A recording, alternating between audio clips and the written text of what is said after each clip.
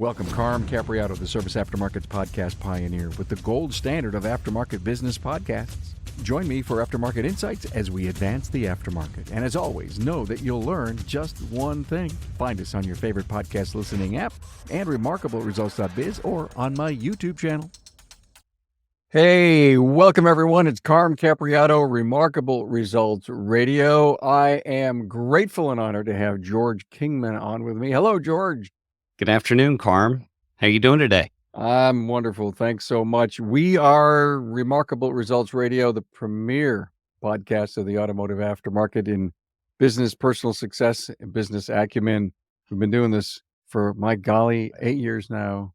Have the Aftermarket Radio Network. We are rocking and rolling. And George is here from Advanced, let me say that right, Advanced Shop Leadership. It's a consulting company, coaching company, 20 group. And he also, like that's not enough, he's got 5 stores, 3 in Georgia, 2 in Illinois. And are you home enough? I am not home a whole lot, but I tell you, it works out really well. I'm a happier husband, happier father, because I do what I absolutely love to do. So when I get home, it's all in on the family, right? We have not a whole lot that's pulling me back. We're focused. We're doing family time. I'm teaching my son to drive. He's 13. He's actually really good with the stick shift. He's taking flying lessons, so I'll take him up and we'll go take some flying lessons. We do whatever we can so that when I get home, I don't have anything to do. And I've got a great staff, Leslie and Richie and Wes, and they help me so that when I'm back, I can stay focused on home. Well, we're so happy to have you. We spent a lot of time together, met you at ASTE. When I spent some time with George on the phone, trying to capture what it is that we can do that will bring value to the audience and rising all boats, we came up with 3 episodes, and you're going to love what we're going to do. We're going to talk about finding your path to passion, but we're going to do it in 3 separate episodes over time. And the first one that you're in right now is called safety. Why do we call it that? Well, when you're thinking about passion, so first, let's talk about why passion has to happen, right? It doesn't happen by accident. Not everybody is born with it. And even if we are a passionate person at home, do we necessarily translate that at work? We can be very passionate about the things, our hobbies, but not necessarily passionate about what we do. Yeah. So the first piece is safety. We have to feel secure. I tell you, when I was in school, I had times that I was picked on and teased. And when you're picked on and teased, that's not a safe environment. So it doesn't get you to come out of your shell. Instead, it forces you into your turtle shell. So safety isn't just the physical safety, but it's the psychological safety that we have to have at work so that we feel comfortable to show our passion, to be excited. So not only for you, but if you have it and you're secure, you're going to bring it to your people. Exactly. So it's so interesting when you're around somebody passionate. So I think about Chris Cloutier, right? He's on the show a lot. He brings passion. And when he gets out there and he's with you, it just brings more of your passion out. And you watch him with other people and you watch their moods lift. They bring their high-spirited, high energy. It's contagious. But also with another contagion is negativity or flat. I would almost rather negativity because at least they have some passion and I can always turn that into positivity. But flat is also difficult as well. I love your point. If you've got negativity, I can turn that around because you've got energy in the wrong place or in the wrong direction, but at least you've got some energy and we've got to help you become safe and secure so that, I love the word passion. I've always felt that the things that I love to do the most, I am the most passionate about, George. It's like right on. It's everything. You can always see somebody who loves their job because they bring that level of passion. The love, it's hard to love your job if you're not showing it, if you're not truly passionate about it. I don't care how great the benefits are, how wonderful things are. If there's no energy, if there's no passion behind it, when you go home, you're going to be beat up, beat down, and then you bring that lack of passion home with you. So even if you do have hobbies over here on the side that you're ultra passionate about, it's hard to bring that passion to those hobbies if we're so focused on the lack of passion we have at work. Let me talk to you about the fact that I am so passionate as a shop owner, and I love to fix cars. Myth where I started, why I started this business, because I thought I could build something really big and great, but I am not a really good CEO. And I go into this, if you will, hamster wheel every day because my passion is to get my hands dirty, work with wrenches, take care of people, fix cars, and my business isn't doing well. I'm having a time hiring people because I can't pay the right wage. I'm not paying all my bills, my utility, my taxes, and all that stuff that, if you will, crumbles in or envelops and tightens around an individual. So if they have passion to fix, you may have to come along as a coach and a trainer in a 20 group, which is what has been so marvelous in our industry. All these great organizations that are helping people discover their CEO-ness. I call it Who, Not How. And it's a great book. I've stolen that. It's a great book, Who, Not How. There are lots of things that I am not good at, but within the business, I've got a couple of businesses. Within those businesses, I needed to find who's. So in my Blue Sky Tire and Auto, I've got several amazing people, partners. I've got Tom that runs my operations. He runs the operations for all the stores. And then I have partners in each of the stores. So those are my who's. But also on the advanced shop leadership side, I've got Leslie is my who. She's actually the president of advanced shop leadership. She's telling me what I need to do all of the time, which is exactly what I need her for. It's exactly why I grabbed a hold of her. She is doing an amazing job at helping me be a better CEO by handling a lot of the tasks that would generally bring me down. So as we're dealing with the shop, and we've got to look at what can we afford. It's really easy when you're making plenty of money to grab a whole bunch of who's so you don't have to do it, so you can focus on the things that you love. But at the same time, we have people in our store who are great at different things, who want to do more, who have the capacity to do more. So we go back to culture and passion. Some of the ways that we can find passion is taking those things that kind of pull us down and drag us down. But by sharing those responsibilities for those people who work with us, work for us, they get excited about it. Now, hey, the boss trusts me to do this special thing, something that he was always doing before, and he trusts me and he wants me.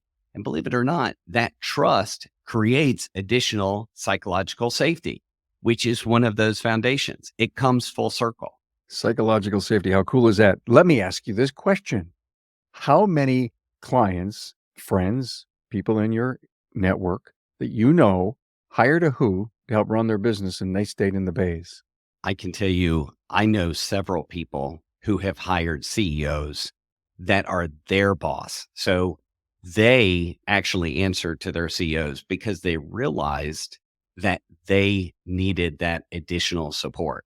I look at Tom. He's my VP of Ops, but he's also a partner. And Tom is my who. When it comes to Blue Sky, when it comes to running the day-to-day, making those decisions, he doesn't want me making those decisions. And I want to make sure that I don't step on his toes and he is making those decisions. But believe it or not, I'm sitting here trying to think. I can tell you one, the Tate boys out in Oklahoma, they have since sold. However, they were the first ones that I really saw that brought in a CEO to help grow their business. It's incredibly impressive. They grew it quite a bit to the point to where they sold and did very well for themselves. But they knew that they had a cap. They had a ceiling. So they brought somebody in to help them. We all have a ceiling, whether we want to admit it or not. I certainly have a ceiling. Everybody I know has a ceiling. And we find those who's to help us elevate that ceiling so that we now can focus on the tasks that we're exceptional at and get that other stuff off our backs. Hey, it's no secret. We're facing a technician shortage, and Napa Auto Care has a solution with the Napa Auto Care Apprentice Program. The program was pioneered by one of our own. Pete McNeil and master technician Jake Sorensen from McNeil's Auto Care in Sandy, Utah, realized that the problem of not having technicians available for hire was not going to solve itself and decided to take action and look at a different audience of individuals available for hire. A focus was put on younger individuals with the right passion, desire, and attitude to work in the automotive repair industry. Jake and Pete sought after these individuals and developed a technician apprentice program to give them the training needed to become a successful technician in today's world. The Napa Auto Care Apprentice Program includes a comprehensive 9-stage curriculum that includes a variety of types of training, and they are classroom training videos exclusive to the apprentice program. Now, these videos provide in-depth training from a successful master technician. Also, Autotech classes with instructor-led courses offered through Napa Autotech and Autotech e-learning. This web-based e-learning is designed to target specific training topics. And finally, hands-on learning. The apprentice will apply the skills gained from the classroom training videos, Autotech instructor-led training, and Autotech e-learnings in the shop with the guidance of a mentor. The apprentice program curriculum is competency-based, meaning an apprentice can move through each stage at a pace that best suits them. Most apprentices complete the program within 2 years. Upon completion, apprentices will have earned ASE G1, A4, A5, and AC certifications, adding industry validation to the skills an apprentice acquires. Look, having an apprentice in your shop will ultimately benefit your bottom line as they advance through the program. And in most cases, as the apprentice develops their skill set producing billable hours, you'll begin to see a growth in your gross profit by stage 5. One of the largest barriers to entry for individuals looking to enter the automotive repair industry is the cost of tools. Now, keep your apprentice motivated with an apprentice toolkit. Now, Napa Auto Care has worked with our supplying partners to offer an exclusive comprehensive tool set, including a 4-drawer tool cart for all registered apprentices. Hey, to learn more, members can visit member.napaautocare.com. A ceiling of responsibility, a ceiling of tasks, a ceiling of, I'm just not good at doing that, I need someone else. A ceiling of, wait a minute, you can make decisions up to this investment number. Explain to me what your ceiling is. So when I think of ceilings, right, I'm thinking about what our capabilities are as people to drive. So when I think about, Carm, this kind of scares a lot of people. I am okay with people who work for me to make the wrong decision. I almost encourage it because number one, if they're not making mistakes, we don't know what we need to fix, what we need to focus on. The other piece is we've all made mistakes. We all learn from those mistakes, and those mistakes are the best teacher. It's better than reading a book. Don't get me wrong, I read lots of books. It's better than anything we could do because we have a psychological effect from those lessons that we learned, right? If they make a mistake, now I know what their rationale was, what their thinking was. I can begin to ask them, and then it's a great teaching moment. It's a great training moment. So it's okay if they make mistakes. I would rather them make mistakes than just do what I say because I don't have enough time or energy to tell them what to do each and every time. Got it. I understand. The book you referenced, George, Who Not How by Dan Sullivan, I consumed that book. And it came to me from a great friend, Barry Barrett. It's up on our books page on the website. You can just see all the books that we talk about. And it was the time that daughter Tracy and I were trying to get together. And I knew that I needed a who because we were growing. There was a lot of responsibility. I had a vision as to where we could take the aftermarket radio network. And Barry says, you need a who. And for everything that you just basically said, he said to me, I created the org chart responsibility chart, and Tracy became my who. And eventually I need to work for her. I think I actually do. I mean, I think if you ask her, she may say, I'm not sure, Dad, but I get it. I really understand. I'm excited about this path to passion and this security episode, safety episode. I think that's a great start. We're also going to talk about your vulnerability and your purpose down the road, okay? Because I think we all have to have purpose and vulnerability in check. But this seems in this discussion more of a work-life balance thing. So culture, everybody wants to have a positive culture. And I'm in lots of shops and I see it. And I'm also in lots of shops where I don't see it. I tell you, just today, Carm, I was at a shop, Whitley's Automotive. They have a couple of shops in North Carolina in the Charlotte suburbs. and I was with Chad, and in his shop, I go to him to get my oil change, right? Because my shops are in Georgia. It's a long drive from Charlotte to Georgia to get your oil change. I bring it to Chad and I go in and I'm excited because, and I've been in both of his stores. I'm excited because the people that are working there like working there, right? So they're excited. They're bringing it in. You can tell that they're happy. They tease each other. They're having a good fun. And when they go home, do you think that positive energy just stops? Of course not. If we can find ways to improve culture, to have an amazing culture in our shop, that's necessary for a proper work-life balance. What happens when we don't have the right culture, we'll never have a good work-life balance. I don't care if they only have to work 10 hours a week. They are still dreading having to go into work for those 10 hours while they're at home.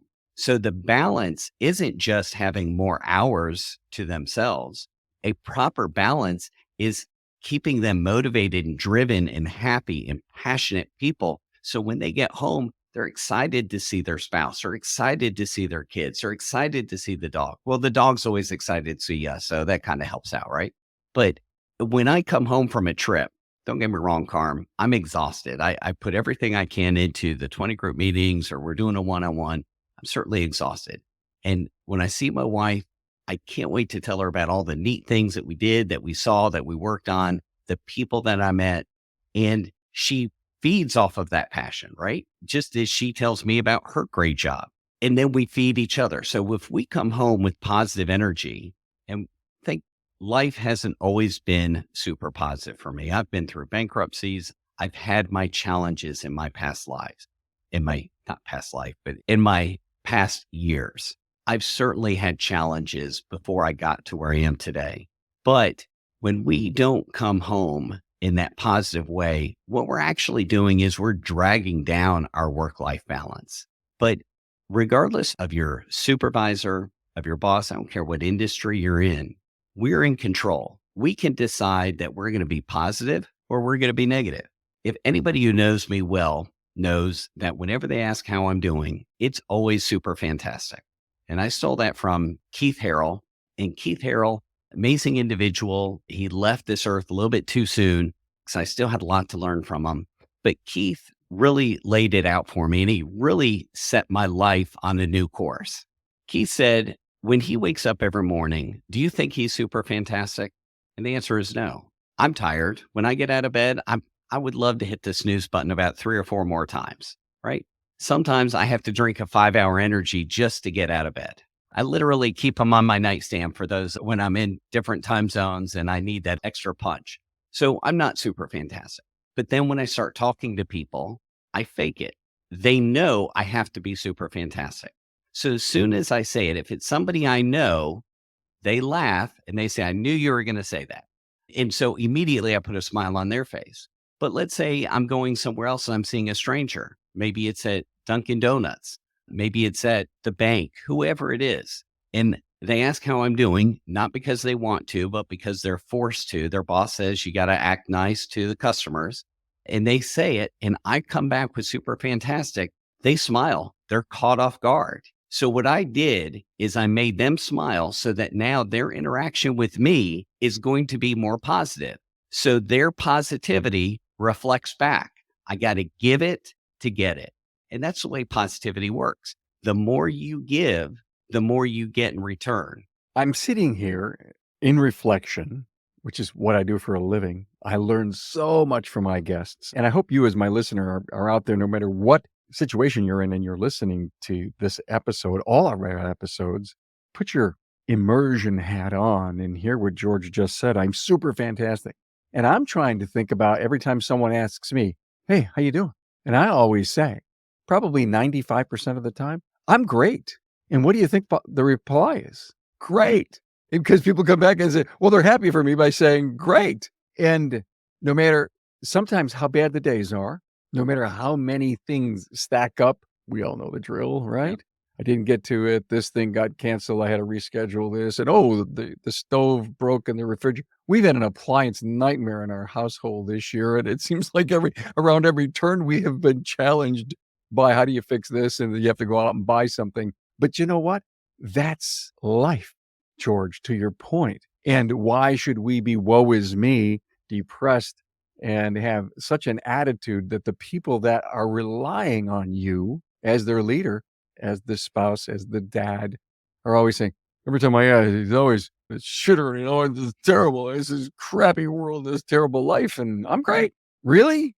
Well, the stove broke, but I'm great. When you're around those negative people, it saps the energy. And it only takes one, right? It only takes one in a shop. And however, if you can go in with that super fantastic attitude, with that decision that I'm going to be something different. And when you do that, you are bringing psychological safety. So you don't have to have the super fantastic piece to bring psychological safety. But if you can bring that positive energy, you are automatically creating safety around the people that you're in. And you now, even though you might have that negative person in your shop, you're now creating positive energy of the other people around you, the other people in the shop, your customers, and it will reflect back. And eventually the guy over here who's complaining all the time, he or she, they don't want to be complainers. They don't want to be complainers when everybody else is having fun. One of two things are going to happen. They're either going to jump on board and start to bring some positivity, or this is perfectly okay. They'll find their house. Yeah. And it's just not your house. It's okay to lose, no matter how great of a technician, how great of a mechanic, how great of a salesperson. When they bring negativity, the damage they do to the people around them is immeasurable. Very profound thought. Let me go back probably about 6 minutes when you were talking about work-life balance and our responsibility. And say I'm talking to the owner of the shop, the CEO, the leader, and we preach, you come to work for our place or all of our team, we believe in work-life balance, and you don't create the kind of purpose and values and mission inside the business, the work-life balance you expect them to go home to, or you're going to carry that baggage home. I love that point, and I think we need to let that sink in.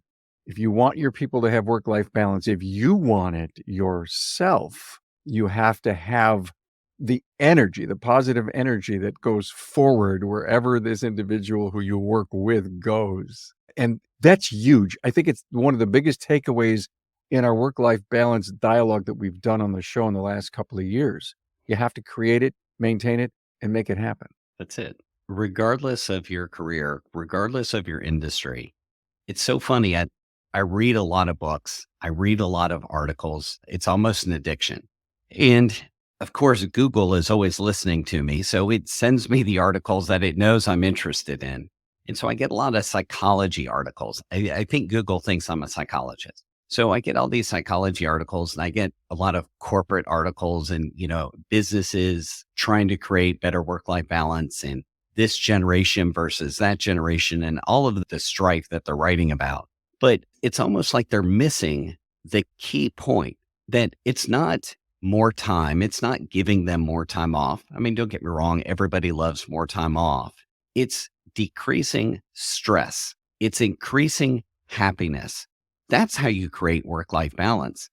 So that when you go home, you aren't so beat up, so dragged down that you then need to take it out on your wife or you need to have a beer or 12. It's okay to have one or two, right? It's not okay to have 12 or 18 at a night to get your work-life balance in check. So if we can find a way to create happiness in our teammates through psychological safety, making sure that they're happy at work, not just at home, so that when they go home, that's the win. That's the rub that these companies are missing. It's not how much time off you give them. It's not even how much money you give them.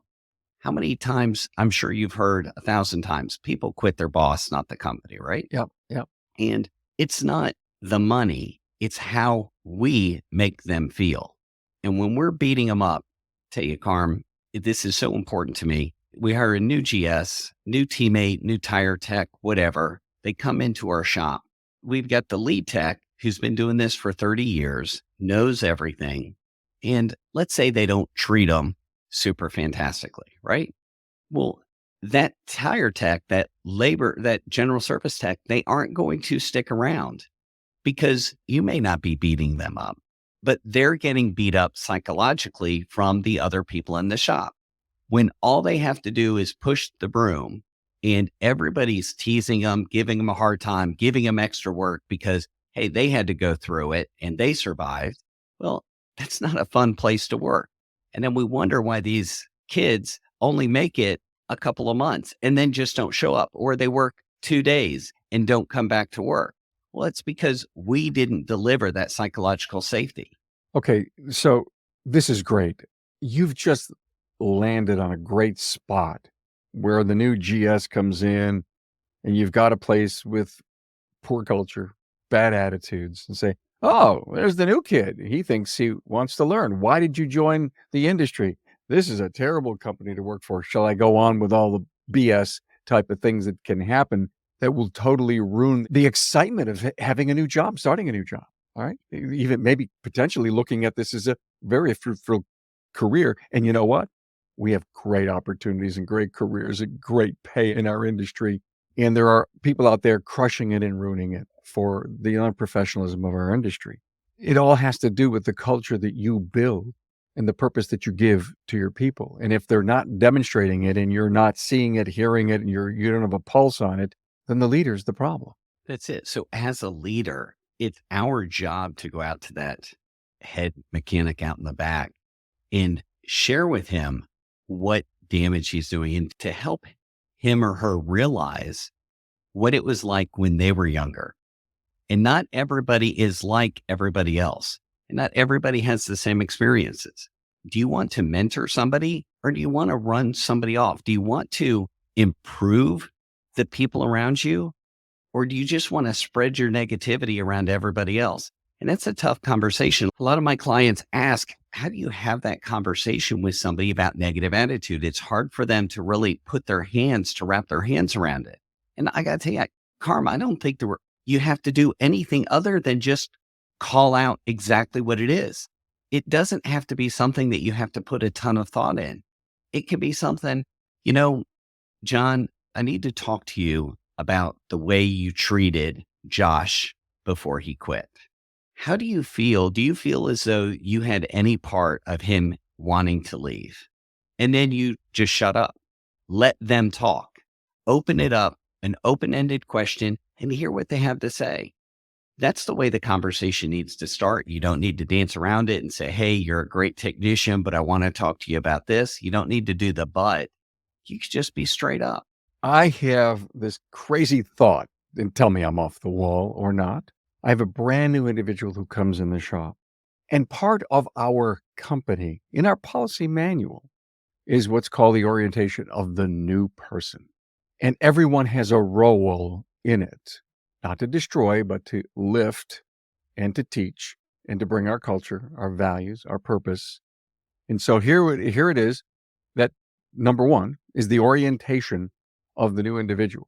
You can see on the list what they're going to learn, who they're going to work with, including each and every one of our people. And you have a role, technician A, technician B, you have a role, something you're going to teach this individual. You're going to be the orientation teacher, be it the tools that we have and how the computers work and lift safety and all that neat stuff that works together. And then we're all in charge with integrating this person into our great culture, into our team. Integration would be next. And then who would love to mentor? Not everyone's cut out. You know that drill about being a mentor. And then there's other things to consider and worry about. And then we want to improve this person and involve them in the company. And if all of those were steps, then I would assume in the really good positive culture, the what the hell are you doing here? Why did you join this industry goes away. It sure would, wouldn't it? We're speaking the same language. All right. All I right. wish it was that easy. Well, It's okay. So here's what we did for our listener. We just gave them, and please go to the show notes because I'm sure these talking points are going to be there. And look at that and ask yourself, what are we going to do to ensure the investment we made? And sometimes it's substantial in placing ads and the time we spend so to hire expensive. people. Hiring is costly today. And it's the skip of the production that you have when you're down someone. wouldn't the goal of doing all this is to never be down someone and always be adding? It is. Everybody feels as though we've got this technician tree that we can just plop them off as soon as we're Oh, ready. yeah. Oh, this fruit's no good. Let's just go grab another one. Unfortunately, I haven't found the technician tree, but I do believe you can grow them from seeds. And if you can just, when they start, if we can just cultivate them, mentor them, help them to see the positivity. And it takes, you've got to have great soil, right? You've got to have a great business, great people out there. You've got to water that seed. And if you have all of the right pieces, you can have a huge, great blockbuster crop, right? But we don't do that. We may buy the seeds. Oh, that one didn't turn into anything. That one didn't turn into anything. And then if they get a little bit of water and a little bit of dirt, you get some crooked, weed looking plant, weed looking vegetable. You get no plant, you get no fruit, no vegetables from it. It just doesn't produce a whole lot.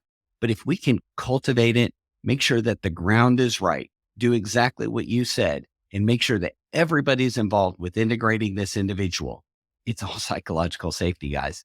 If we did that, we would have all the fruit that we could ever dream of having. I love your expertise, and it feels, since this is the first time I've had you on this show, and I'm still learning an awful lot about you, George, that you've been around the horn. And of course, I know the fact that you've been a paramedic, you owned a mortgage company, you applied Lean and Six Sigma, which we've done shows on, which we should have more shows on. Please come back and help us do that. Started a construction company, and then big crunch happens and you lost everything. So that's, wow, that really toughens up the bones. And then you ran stores for Bridgestone. I did. And then you worked with my friend Dennis McCarran in DSP with 20 groups. I mean, and you did all that in what, in 10 years? Not quite. So, Carm, I am so blessed, and I never would have dreamed my life could have turned out so great. Amazing family. But if you only knew, I mean, I'll share some vulnerabilities here. I'm a high school dropout. I went to work at a Firestone store when I was about 16 or 17 years old. I don't even think I was supposed to be working there when I actually started working there. And I started going to taking some college classes when my friends started the 11th grade. I'm working at a tire store. I've had an oil out. I remember, Carm, I'm with the company 2 weeks. And before I went to work for them, I didn't know how to change oil. I didn't know how to do any of those things. And all of a sudden they decided, okay, we're going to open up Sundays. Well, no, who wants to work Sundays, right? So the new kid who's been literally working on cars, changing oil for 2 weeks, they have me come in. You got to understand, before this job, I didn't even know how to drive a stick shift. Thank God that the parts truck was a stick shift. And my first day, they sent me out to get parts, and I had to figure it out on my own because I didn't want to get beat up by the technicians by letting them know I didn't know how to do it. Not that they didn't figure it out when they saw me try to pull out of the parking lot and replace the clutch about 3 weeks later. But 2 weeks in, this little Honda CRV, I will never forget it. This little Honda CRV comes in, and it's a stick shift too. And I get it into the shop, and I don't even know how to lift the car. And I put the lift underneath the floorboard. They have the rails that go underneath the floorboard. It's not meant to support. And I lift the car up, change the oil, rotate the tires. I lower it down, and I get in the car, and my feet don't fit. So my feet don't fit to reach the pedals, right? So I can't even get the pedals to back the car out. I go digging around the shop, find a sledgehammer. I beat the heck out of that floorboard. So I've been around. I've had my mistakes. I've started at the bottom. But 3 years later, I now have graduated with my paramedic, or I'm actually getting ready to graduate with my paramedic. And I lead the industry for 17 years. So in that 3 years, I had done, obviously worked on cars, moved up. I was doing some different things on the counter. They knew I wasn't smart enough to be a great technician, so they moved me to the counter. And I did that, and I was successful at it. But when I left, 17 years I was out of the industry between the paramedic, the mortgage company, the Bank of America, where I did the Six Sigma and the Lean stuff, and then construction company, and then I'm bankrupt. I've got nothing. We've lost our house because I used it to get a loan on a dump truck.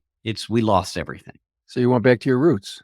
The same guy who I worked for 17 years earlier told me to come back, and I took the same job I had as a salesperson 17 years later.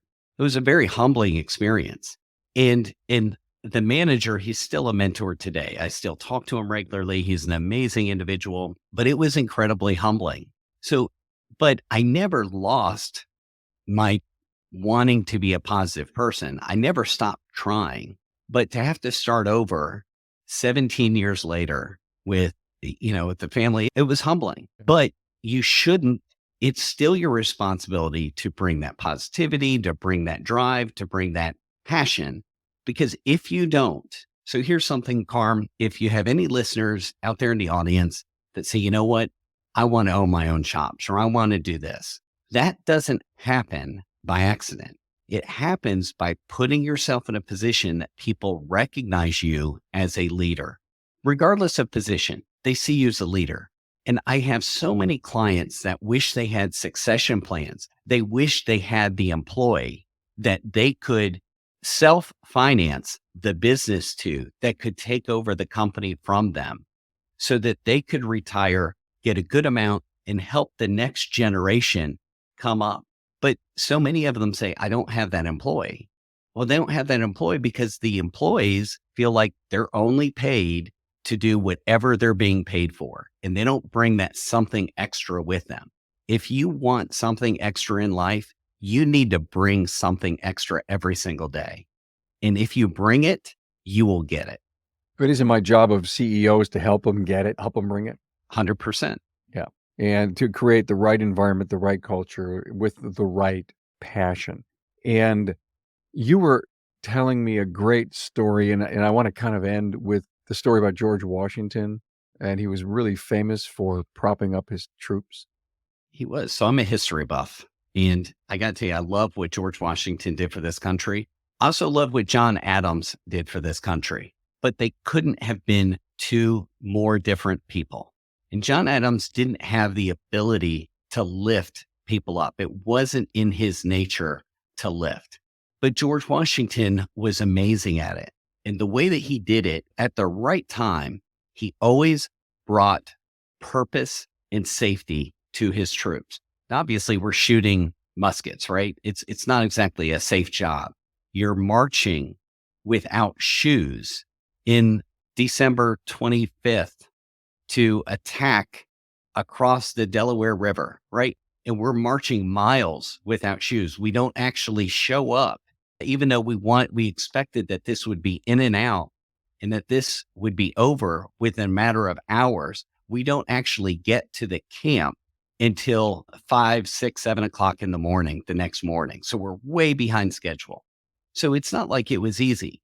But what George Washington was really good at is he recognized when his troops were getting negative. And as soon as he felt it, he would redefine the purpose of why we're doing this. And he would read papers, like he would read excerpts from Thomas Paine's Common Sense. He would read and tell them stories, read newspaper articles, talking about families, about what other families are going through because of what the British were doing. And he would constantly use that purpose to get the troops engaged. What made him an amazing leader is he understood culture. And even though everything was as miserable as it could be, people were dying without even, just from smallpox, but he kept them focused on purpose. And by doing that, he was lifting them up, which created safety, the psychological safety. And that's what made him an amazing leader we wouldn't be here without him. It really tugs at my heart. And I can only think of how I could take George Washington's ways in motivating his troops into something very interesting in our own companies, in our own shops.